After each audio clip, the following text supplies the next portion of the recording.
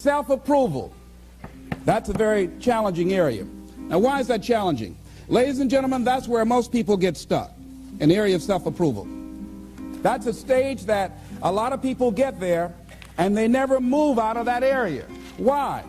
Well, for a variety of reasons. Many things can contribute to our not approving our dreams, our not feeling good enough. A lot of things can contribute to that.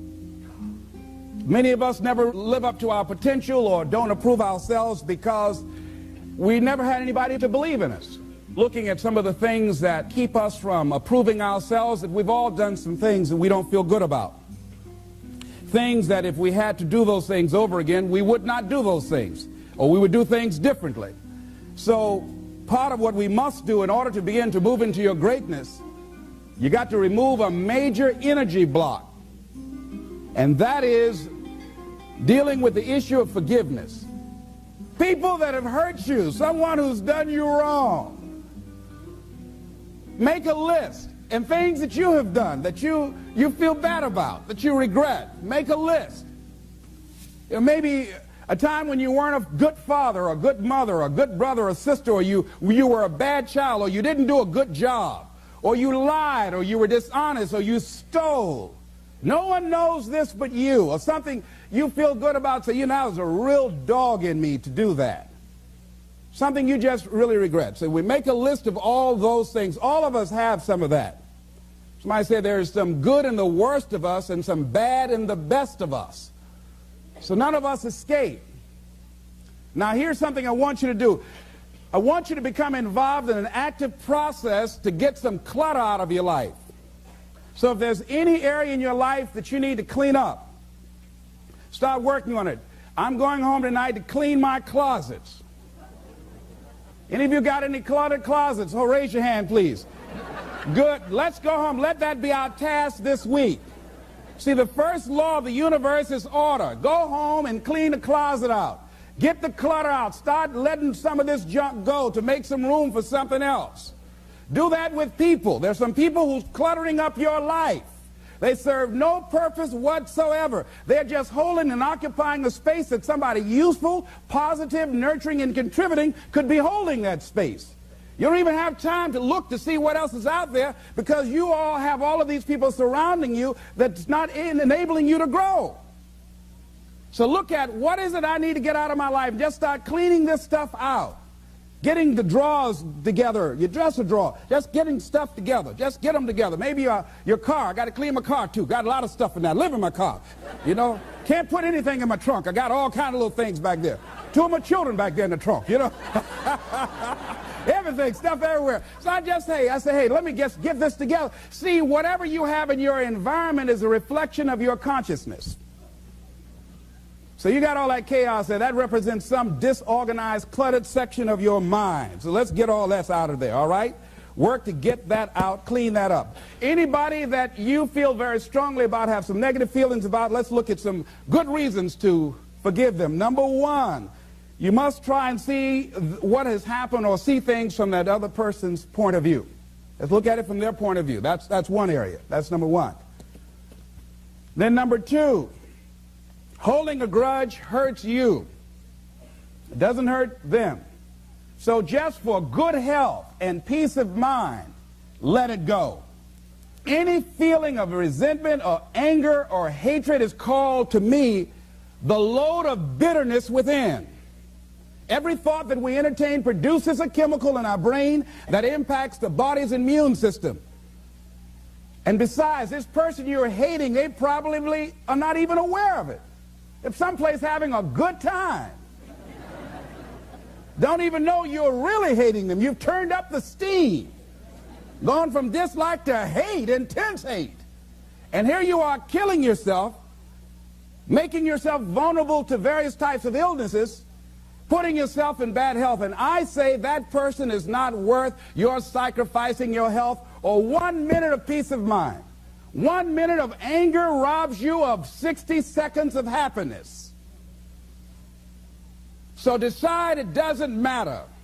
Let it go and experience the dignity and the magnanimous sense of character of being big enough to move on and get on with your life. letting it go so you can grow. Next step. Lack of self-acceptance. How does it show up? How does it manifest itself? See, all of us have greatness within us. But when you don't come to grips with your greatness and you don't work to develop it, if you're not seeking it out, if you're not finding where it is, if you're not trying to locate it, if you're not experimenting with your life to try and find out what fits for you, I'm saying that you're positioning yourself to be a miserable person, an unfulfilled person. How else do we do it? Procrastination. We just put things off over and over and over again. Why? Because we haven't accepted it. We don't feel deserving.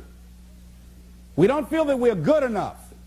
So we sabotage ourselves by not ever taking care of business. We get real busy doing a lot of things where we don't have any time. Well, I'll never forget Og Mandino in the book called University of Success. He said many of us never ever discover our greatness because we become sidetracked by secondary activity. We start doing so many things, we just give our time away until we don't have any time for ourselves or any time to do the things that we want to do. And every time you put it off and move it back, oh, I'll do it one day, oh yeah, I'm going to get to it.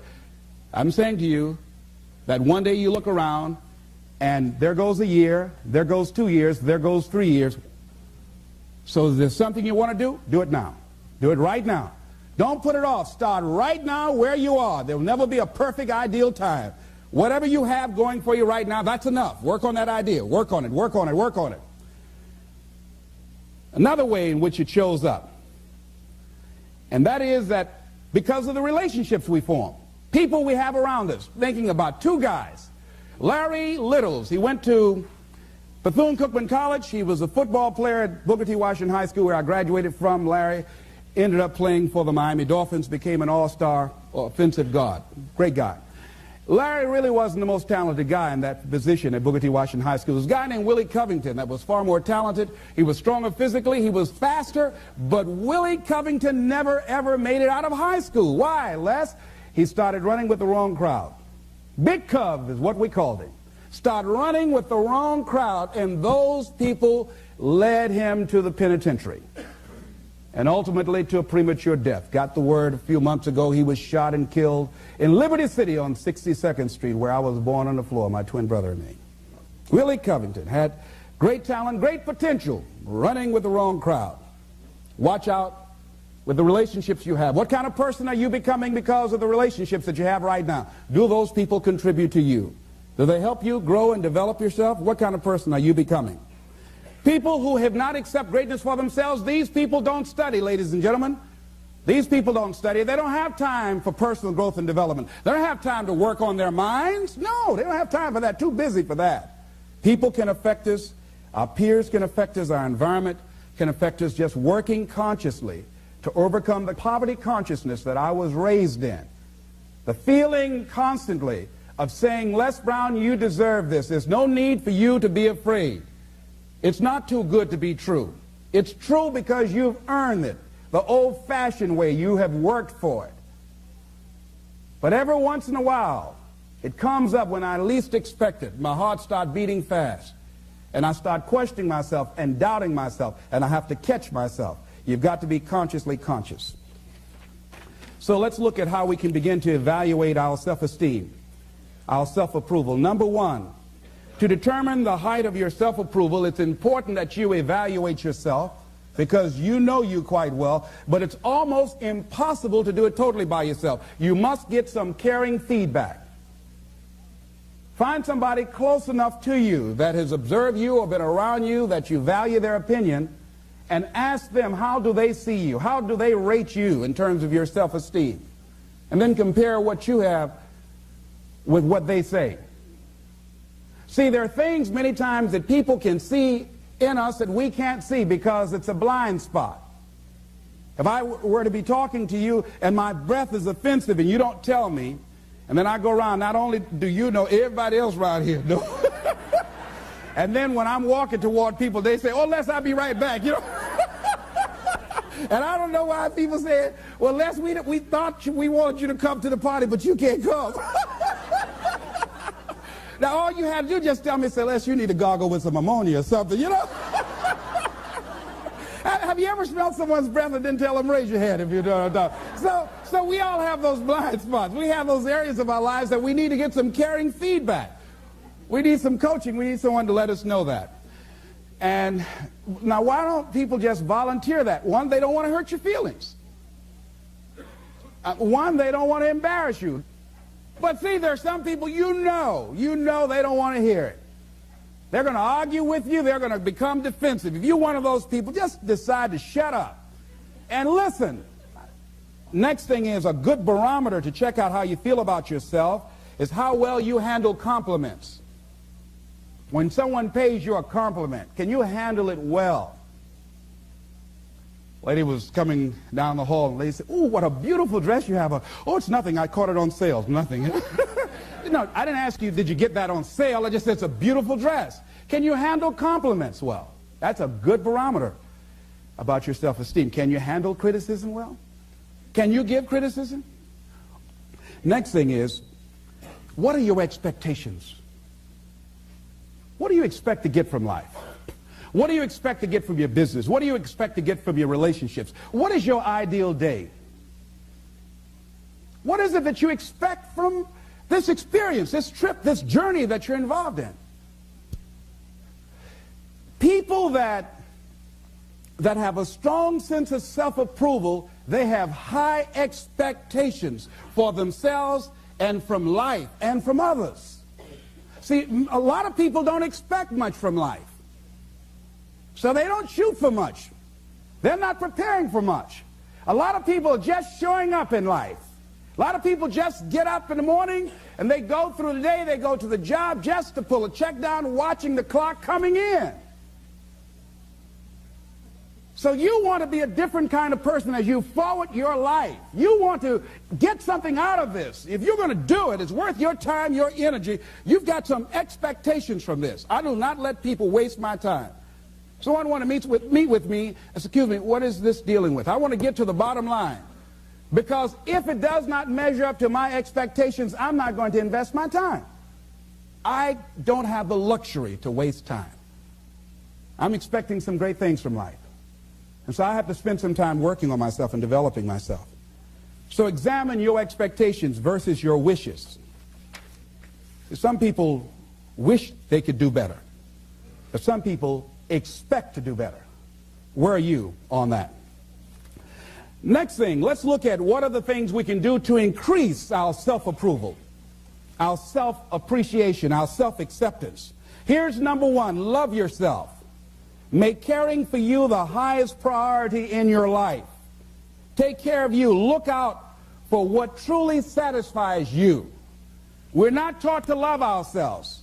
We're not taught to look out for ourselves. We're not taught to take care of ourselves, to become sensitive to our wants, to our needs, our desires. So make a conscious effort. Make you number one priority. Your peace of mind. Your health is more important than your family and any and everybody. Because if you don't have peace of mind, if you don't have your health, you can't serve anybody. Don't neglect yourself. A lot of us, and particularly ladies, have been groomed to be sacrificial lambs, putting their dreams on the back burner in deference to their children's dreams or their husband's dreams or their family's dreams, and forget about themselves, and then become resentful and angry and bitter. So start taking care of yourself, looking out for you. Develop a health plan. Your health is all you got. So start taking care of you.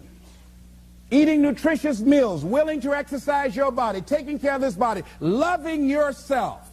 So do some good stuff for yourself on purpose. Take some time out for you. I have some good things I do for me. One of the things I enjoy that I do, I take spiritual baths. My assistant introduced me to someone called Sister Sarah, who gave me my first spiritual bath. I never heard of this before. She told me about it, and I said, come on, Regina, spiritual bath. And Sue, my secretary's husband, named Larry, he said, a spiritual bath for $50, I'll give you a spiritual shower.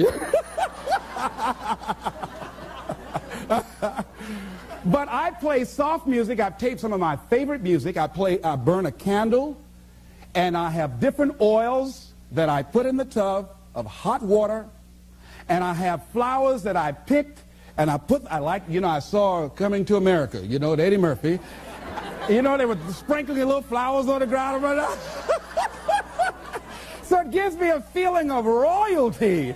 So I sprinkle these flowers in the water and I soak. I like doing that. And I soak, and sometimes I read or just relax and enjoy the music and just cool out.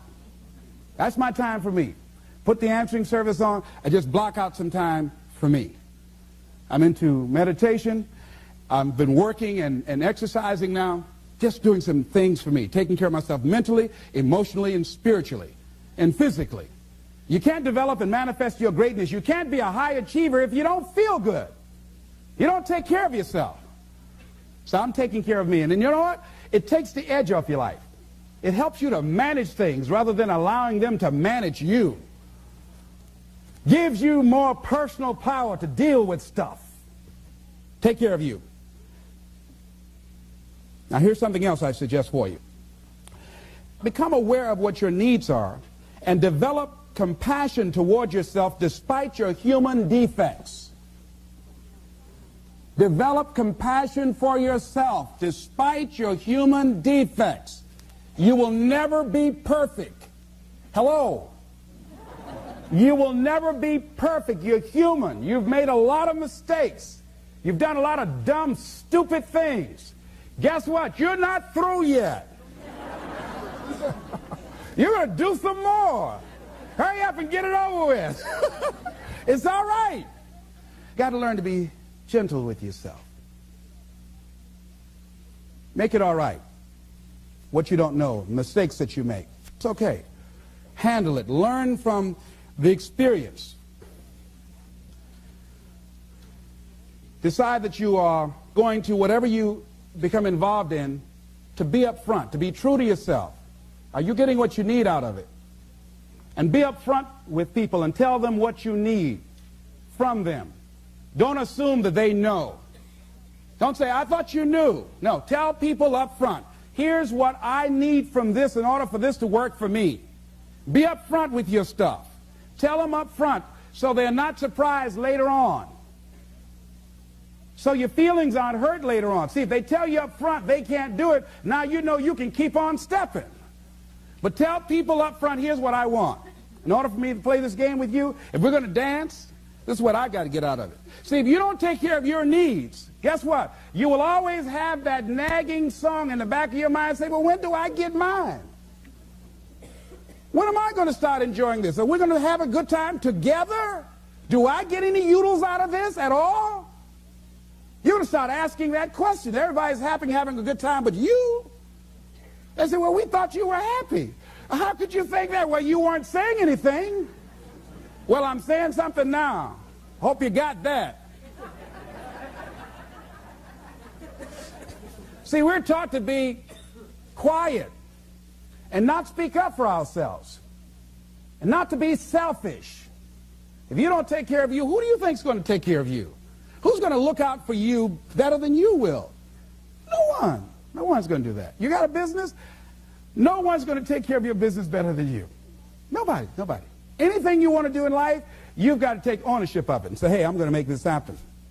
Be willing to venture out and do something that you have fantasized about doing. And you know you probably won't be good at it, but do it anyhow. Case in point, I have always wanted to sing. I've always wanted to do that. I'm going to sing a song. If I don't do nothing but just a few lines, chances are, you know.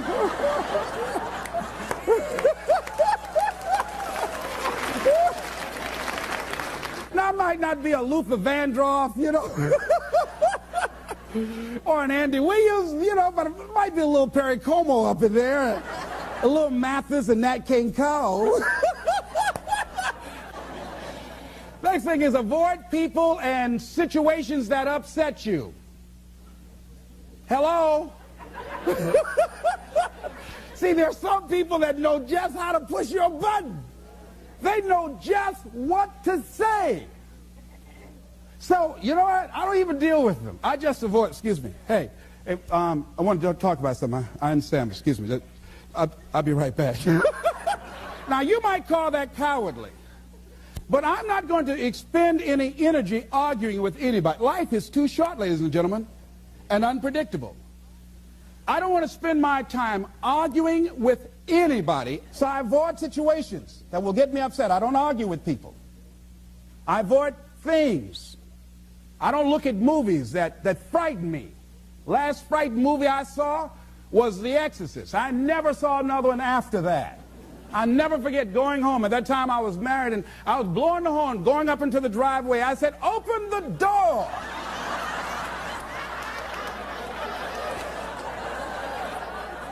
I pull up, open the door to get out, and I said, "Oh, Lord, they got me." I started blowing the horn. My wife said, "Unfasten your seatbelt, fool." I said, "Oh, all right."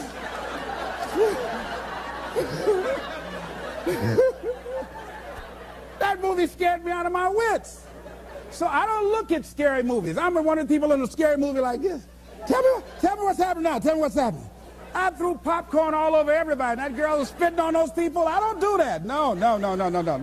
No, so I slept in the house with lights on all over the house for 2 weeks. I was embarrassed. My children said, "Daddy, turn the lights off." No. So I just avoid things. I go see comedies. I love Danny DeVito and Steve Martin. I like things that make me laugh, make me feel good, like the little boy in me. Life is just too serious. Here's something else that can help to increase your self-esteem. Draw the line, ladies and gentlemen. There are certain things that we just go through life just taking, and at some point, you just got to draw the line and just say enough is enough. You got to do that with yourself. Just draw the line. You know, see, how I manage my food choices, I get on a scale every day. If I get to a certain level, that's a crisis level. I just get down, start doing setups right there. That's right. Look at, hey, right away. If my income dropped to a certain level, I go crazy. I start working like, you see this callus on my ear? You see that callus right there? That's how that callus got there. You know, my income dropped. And I made 200 calls a day as punishment. Don't you ever let this happen again. Because I'll never be broke again. So you got to draw a line. You just got to draw. There's certain things that you just don't permit. If you got negative people in your life, just warn them. Say, look here. I was talking to someone I love very much, had a just dynamic relationship with. Said, look here. I can't grow from that. If you're persistent in saying those kind of things to me, I'm saying to you right now, I won't tolerate that. And I will terminate this because I'm not going to expose myself to this type of humiliation. I don't like that. I don't like getting called names and putting each other down. I don't like that. Come back, tell me I'm sorry. No, that won't get it. So you put a nail in a hole, you make that impression, you pull the nail out, that mark is still there. That's not for God. We can't extract that from the record. So don't say that to me. So we were talking about something else. Person said it again. Boom. You're a loser. Very good. And you are too, because you just lost a very good friend. I don't choose to be around you anymore. And that was it. I said, that's cold. Maybe it is. But I get people out of my life that aren't good for me. One negative stroke is 16 times more powerful than a positive stroke. And if you have people around you who are not sensitive to who you are, and the people that can hurt you the most, ladies and gentlemen, are the people that you love. That you love. They're the ones that you're vulnerable to. They're the ones that can get to you. And if they're insensitive, I don't care who they are. See, if you don't draw the line with people, if you just let them run rampant in your life, and you let things happen to you that you don't feel good about, if you continue to allow it to happen, you won't feel good about yourself. Your image of yourself will erode. So you've got to draw the line. In the conditions that you find yourself in, here's a jarring question. Why are known hells preferable to strange heavens? Why would people live in a known hell? Why do people just go to a job where they're miserable, day in and day out? Why do people stay together and they're miserable, sleeping in separate rooms? or arguing, or the only thing they have in common is paying the bills. Don't talk, don't communicate, don't share anything together. Day in and day out, as short and unpredictable that life is, being mean to each other. Why do people do that? Known hells are preferable to strange heavens because it's familiar. See, life is rough, ladies and gentlemen. It's rough, and it's scary. It's scary growing. It's scary taking a chance. It's scary acting on your intuition, on your guts. It's scary.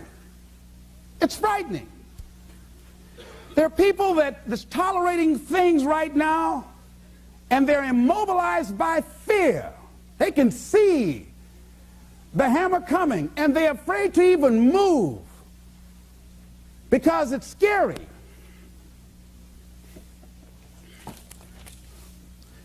Theodore White said something. To go against the dominant thinking of your family, friends, and those people you associate with every day is perhaps the most difficult act of courage you will ever perform. See, when you start growing, when you start changing the way you walk, the way you talk, the way you act, the way you respond to things, the way you use your time, when you start saying, no, I can't do that. Why? You're too busy. You don't have the time. No, I have my own agenda. I got something that I'm doing. Not lying to try and get out of it. Just said, no, I'm busy doing something that I want to do. Or I don't want to do that. And I'm not going to do it. I'm not mad. Not upset about it. I just don't want to do it. Why? Well, I don't have to give you any reasons why I don't want to do it. But listen, thank you so much for asking me. Take it easy here. Hey, I thought you were all right. Is that right? Oh, boy. Ask me, do I care about that? See, if people can put you on a guilt trip, they will. And use you and abuse you over and over and over again. You got to draw the line. You have to draw the line on them. Don't go through life feeling like you're powerless. Victims are people that are powerless. You're not powerless. You are powerful. You direct the power in your life. Whatever your life is right now, it is a duplication of your consciousness. It's a result of how you have decided to use your power. That's all it is. That's not who you are. That's just a perverted use of your power that you aren't satisfied with. And you've got the power to change that. Wherever you are, how, I don't know. But I know you've got the power to do that. But you don't know what has happened to me. It really doesn't matter what has happened to you. See, the only thing that really matters is what are you going to do about it? That's all that matters. That's all that matters. You can allow it to destroy you, or you can allow it to build you up. John Powell, in a book called Why I'm Afraid to Tell You Who I Am, and he went to get a newspaper. Guy was very discourteous to him. He was very courteous to the guy. The guy who was with him said, why would you be as courteous to this guy as you were, considering how rude he was to you? He said, I'm not going to allow that man to determine how I'm going to act. There are things that's going to happen to you in life, ladies and gentlemen. Make it okay. Lord, grant me the serenity to accept the things that I cannot change. I cannot change the fact that when I asked my son to go, that I will no longer take care of him, that he became angry and perhaps hate my guts. To change the things that I can change how I respond to it. I can become upset, nervous, tense about it, weak about it, or I can say, it's okay. He who cares less wins.